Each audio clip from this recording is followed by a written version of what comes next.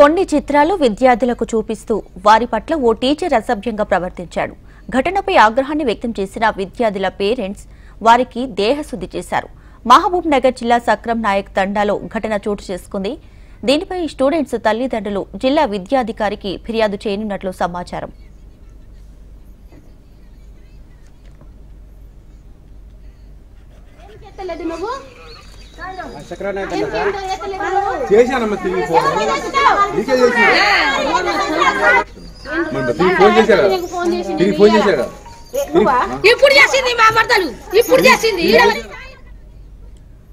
School విద్యార్థుల పట్ల అసభ్యంగా ప్రవర్తించిన ఓ టీచర్ను వారి తల్లిదండ్రులు దేహశుద్ధి చేసినటువంటి ఘటన మహబూబ్ నగర్ జిల్లా సక్రం నాయక్ తండాలో చోటు చేసుకుంది. దీనికి సంబంధించి పూర్తి డీటెయిల్స్ మా ప్రతినిధి అనిల్ కుమార్ ఫోన్లో అందిస్తారు. Anil.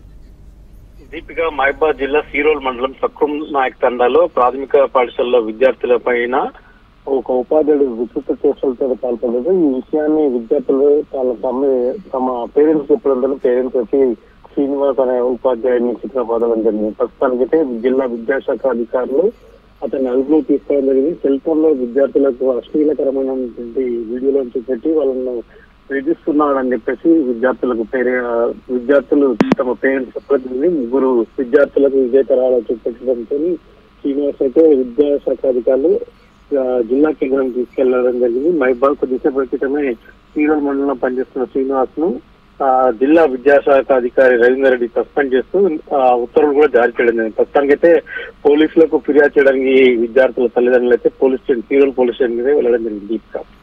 Right Anil, thank you.